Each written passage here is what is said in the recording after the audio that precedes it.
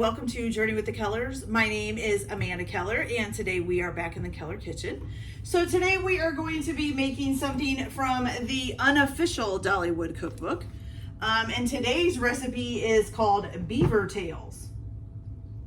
They're cute, I think they're kind of like a donut. We'll see. Okay, so the first thing that you are going to do, it does talk about using a stand mixer, so I am going to use the big stand mixer today for that. And there's a fly flying around and my cat is chasing it. So if a cat comes flying by the camera, I'm gonna apologize ahead of time. Okay, so here we go. So in your stand mixer, you're gonna go ahead and put a half a cup of warm water. It says it should be to about 110 degrees. Then you're also going to put in a half a teaspoon of sugar. Half a teaspoon.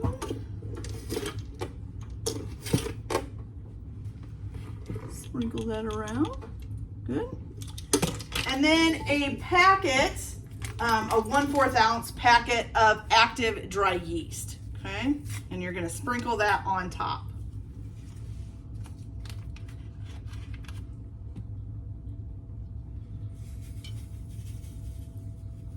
Wanted to make sure there was actually enough water in there standing, and there is. Okay. All right, so now you are going to let that sit for about 5 minutes or until it's foamy, okay? So while we're letting that sit, what you can go ahead and do is take 3 tablespoons of unsalted butter. Where is it? Yes, 3 tablespoons of unsalted butter and melt it, which I'm gonna do here in a minute. And also take 1 large egg and lightly beat it, okay? So I'm gonna go ahead and take care of those things while we're waiting for that to get foamy, and I will be back as soon as it's ready. So be right back. There you guys. So our yeast is starting to get foamy, as you can see right there. It's getting all nice and fuzzy. All right, so now what you're going to do is you're gonna take your sugar and you are gonna add 3 tablespoons. So 1, 2, 3, okay.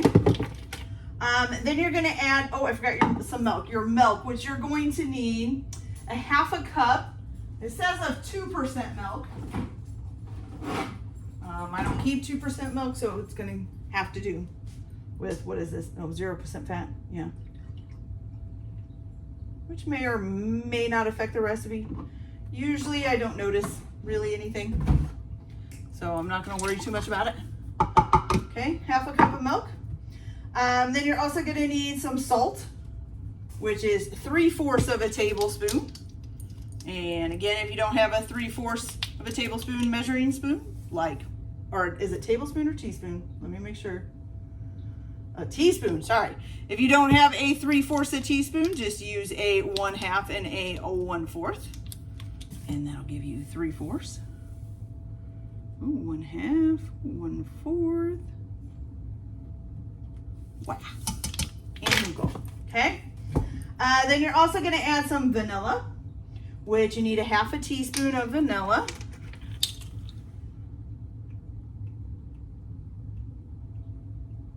Oop. And what else here? Oh, your lightly beaten egg.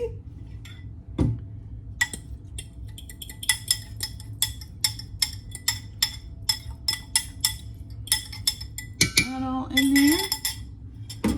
And then also, let's see, and your melted 3 tablespoons of butter. And then we're gonna turn this on. We're started on low.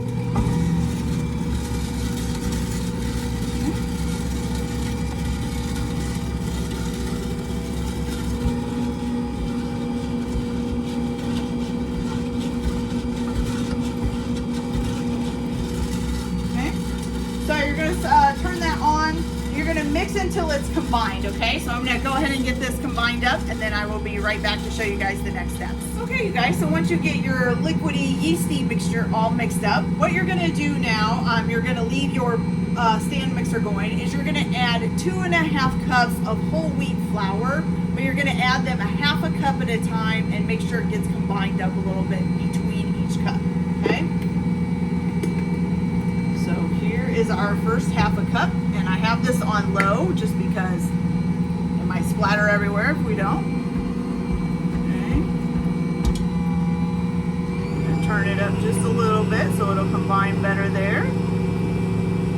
So I am kind of starting to figure out this mixer, which is nice.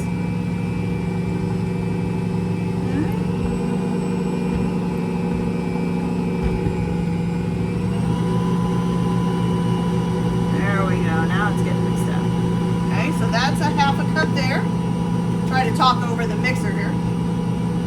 Okay, then we got another half a cup, so that makes 1 cup altogether.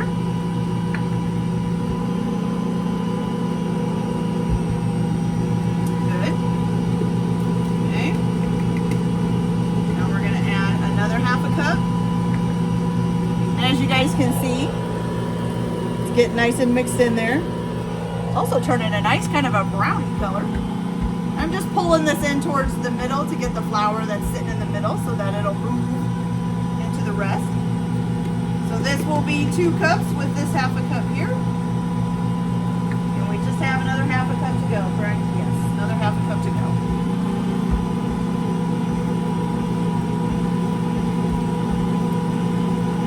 Okay, good. Last half a cup here.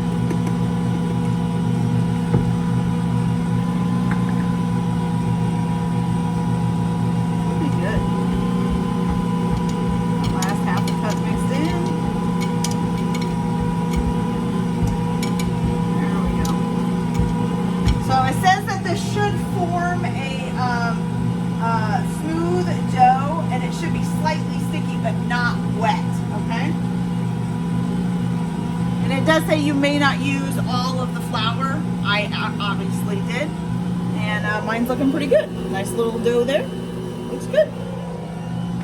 Okay, you guys, so now what you're gonna do, you can do this one of 2 ways. You can either stop it now and take it out of the bowl and put it on a lightly floured surface and knead it yourself for 8 minutes.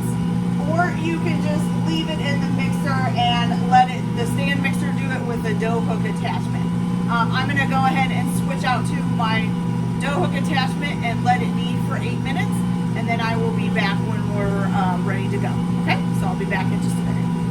All right, you guys, so it's all nice and kneaded. I'm gonna go ahead and get it out of here, stick into the pan, and to the bowl. I'm actually gonna reuse this bowl for the rising part too, because this bowl can be used for that. So it comes with its own lid. So here is your dough. Looks lovely. Okay, so what you're gonna do now is you're gonna you can either empty this into another bowl, or if you want to use your stand mixer bowl, just take the dough out, spray the bowl down with some grease. Oh my gosh, it's sticking to my hand. Should just grease my hand, I guess. And you're going to make sure it gets coated on both sides. I usually just spray the other side with grease too, and then flip it and make sure that both sides have grease. Now you're gonna cover that with saran wrap. I'm gonna use my nice little handy lid here that came with the mixer. And then you're gonna let that rise in a warm place for about an hour, okay? So the next part is going to be basically cooking it. And when we cook it, you have 2 options of frying it or baking it in the oven. I am gonna bake it in the oven just because it's a hot day and I've been outside all day and I really don't wanna stand over a greasy stove and fry these up. So I'm gonna do them in the oven, but I will give you guys instructions on how to fry them if you would like to fry them, okay? So I will be back in just about an hour. Well, it'll only be a few seconds. All right, you guys, so it has been an hour, and as you can see, our dough has risen quite well. So now what you're gonna do, I'm gonna put some flour on the counter. It actually doesn't say to put flour or anything down. It just says to punch it down and then cut it into, let's see, to 12 equal pieces. But since I'm gonna be putting it on the counter, I'm gonna put some flour down, okay? So punch it down. And then I think probably the easiest way to cut it into 12 equal pieces would be to kind of roll it out a little bit. Okay. Now I do also have a pan over here with some parchment paper on it ready for it to cook. You can also preheat your oven to 350 degrees, okay? So also, if you're going to fry these up, you might want to make some cinnamon and sugar mixture while it's rising so that it's ready for when you're frying it. And to make the cinnamon and sugar topping, all you're gonna do is mix half a cup of granulated sugar with 2 tablespoons of ground cinnamon. I actually had some left over from another recipe, so I'm just gonna use that up. Let me grab a knife here. Okay, so 12 equal pieces, huh?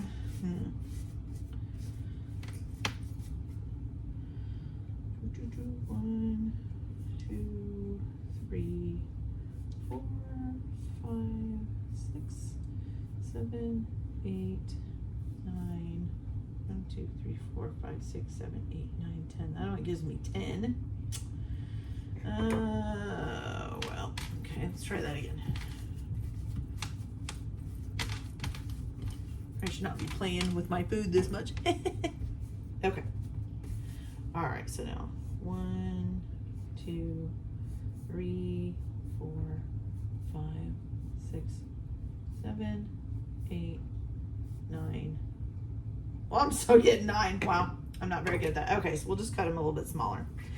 Okay, so what it says basically is cut it into 12 equal pieces and roll it into a ball, okay? Then you're gonna use your hands to stretch and shape each ball into about a 6-inch long oval, okay? Which I don't know, how long is 6 inches? Not like that? I told you guys before, I am terrible with guessing measurements. Oh, we're actually gonna get the tape measure out. And look, nope, that's only 4. That is not 6. See, I don't know.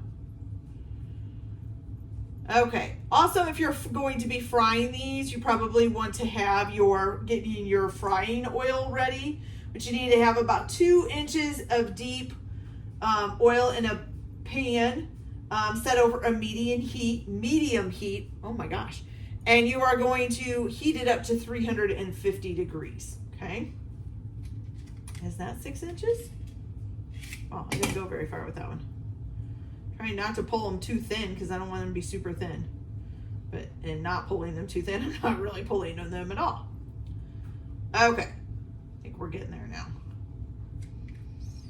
Once I have one, I can compare. Oh, we're about 5.5 inches. A little bit more.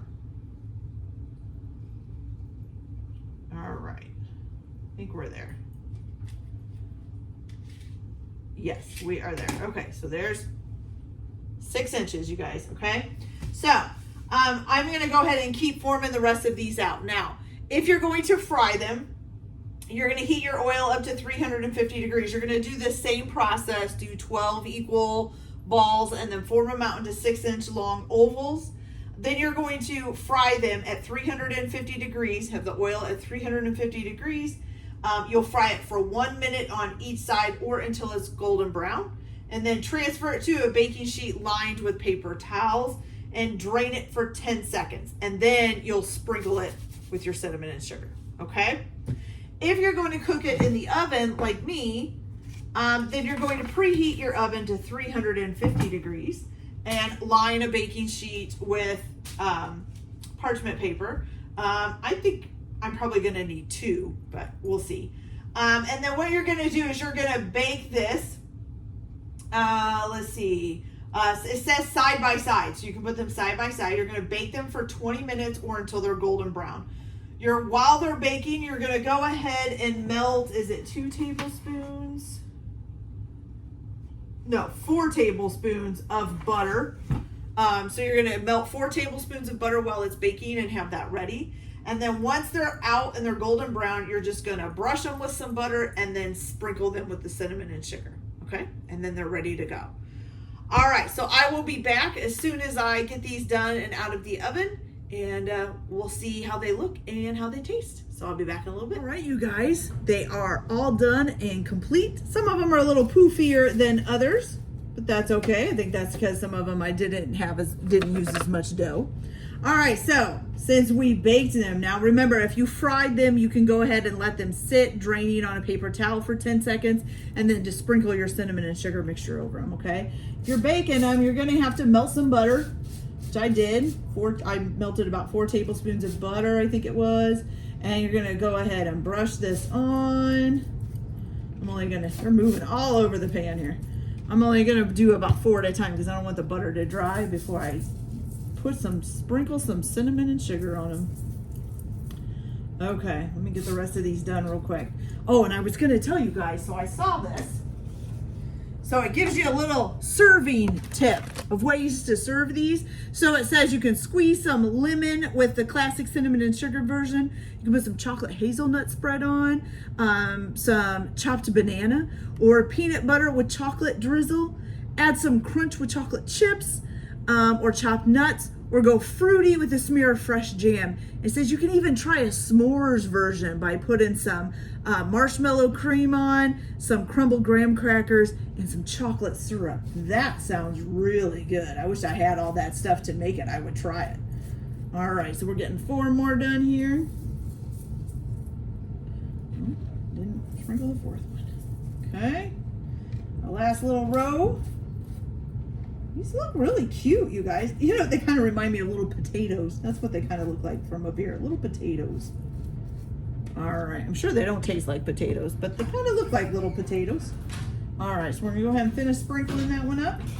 Ooh, I'm gonna try this small one because I think these are gonna be hot. But look at that, take a closer look. Aren't those cute? That is so cute. All right, so let's take a bite and see what it tastes like.